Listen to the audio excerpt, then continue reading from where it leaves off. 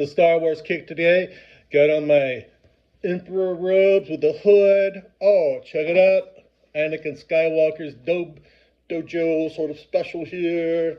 You know, a little bit of uniform going on. And then Kylo Ren beneath it all. Ooh, boy, yeah. Got it going on. So today what we're going to be talking about, we're branching away from emptiness into the UAP and consciousness idea for our mini-series. How about that? How do these two fit together, right? That's the big question. UAPs, also called UFOs in my youth, and perhaps other people out there too remember that term. And of course, the emerging and developing idea of consciousness. First, I would like to say thank you to Terry for reaching out to me. I'm sorry I couldn't respond. Facebook has me in a Facebook jail. It seems as though I dare to question a protected favorite of Facebook. I think they reported me, and now there is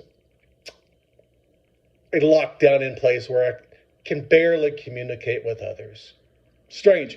It kind of reminds me of what happens in communist China, right? Is there a connection? I don't know.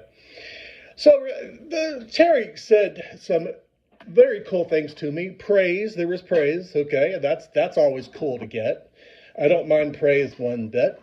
But also he admitted I pissed him off, and that's important because when you get pissed off, this is the surest sign that the projected self, the ego, has been insulted. And as we all know, Western culture cannot put up with an insulted ego. People go around saying, I'm not comfortable with that idea, right? You've heard that before? But for Terry, this wasn't an issue of comfort. That's not how I'm reading his comment, because he urged me to do another show, and so here I am. So thank you, Terry, for your praise and for your truthful admission of how you felt.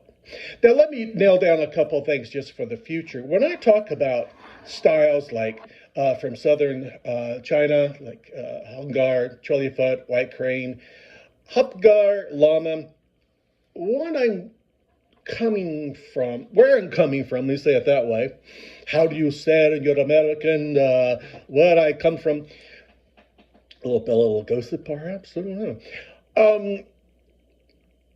Well, how I look at this is each one of those distinct styles, the way they approach the practice, is they're using basically the same Play-Doh, if you know what I mean. And they're compressing that Play-Doh through different shapes. Remember back in the day, we're talking about the 70s here. Some people may not even know what the 70s were. But we used to have these fantastic, barbaric, primitive little toys. Like, I remember one was a apparatus you could buy for your Play-Doh, and you could squeeze your Play-Doh through and make a long shooting star or a long square. That's what I'm talking about. It's a compression that shapes the data, the Shaolin data, I'll say, into different organized frequencies and shapes. That's all I'm talking about. So when I say, for example, if I comment or critique White Crane or Hupgar or Lama, Cholifoot, Hunga, I'm not speaking to the person, I'm speaking to the method. And I think the method works for a number of years, you know. It's kind of like writing. I studied with novelist, poet Jim Whitehead at the University of Arkansas. And it was fantastic. However, since I was a young guy at that time, in my 20s, I evolved past that stage where I was at. And no longer does, fiction or nonfiction feel the same as I write it. It's coming out in a new compression that has my experience. My entrained neurons are typing out this experience, this qualic experience of what it's like to be these neurons. Okay, Enough said. So thank you, Terry, for reaching out. Sorry I couldn't respond, thanks to Facebook and their communist regime. Let's move on to a little bit of review, and I'm going to stop here. I'm going to do this bit in pieces. So remember, levels 1 and 2, we believe in what neuroscience says are folk beliefs. And even some of the early sciences, remember, that developed in the Age of Enlightenment were folk beliefs. Things about gravity. Newton made up this idea of what gravity seemed to be. We come up with these concepts to explain something, and then later generations, as you know, improve on that. And sometimes they remove the narration completely and recreate a new narrative, basically, is what happens. So levels 1 and 2, especially, I'd say in your younger years, from your 30s to your 40s, you're clinging to those. Now, if you're level 1 and you're 30 or 40, then, wow, you're really surviving, because level 1 tribalism, you usually get rubbed out in gangster speak, as Edward G. Robinson might say, or Humphrey Bogart. Level 2, professionalism, you really learn how to attach to the folk belief that you are indeed constraining your set of neurons to, right? And if I speak about the academic crowd, let's say in the creative writing or the profession of literature today, very different from where I came from. The compression and the frequency is different. Now it's all about gender studies, Marxist studies, et cetera, et cetera. And we, as we live and draw a paycheck on those beliefs, we double down on them. And we often die with those, right? That's strange, isn't it? Suddenly you're on your deathbed, and you suddenly perhaps realize that all of that was pretense.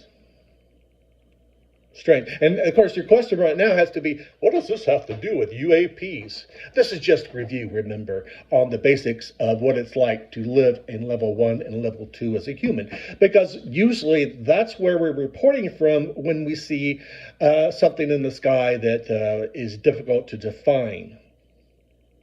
Same neurons, right? As in perhaps a lifetime spent writing about literary Marxism. It's the same neurons that look up there, right, and try to conceive of some shape in the sky. Okay, now let's see. Remember, here's the basics, and I'm going to stop because I'm reaching the 10-minute point. As a human being, we march along, and suddenly, incoming experience, like the clap. Not that clap, funny clown. This clap. Okay.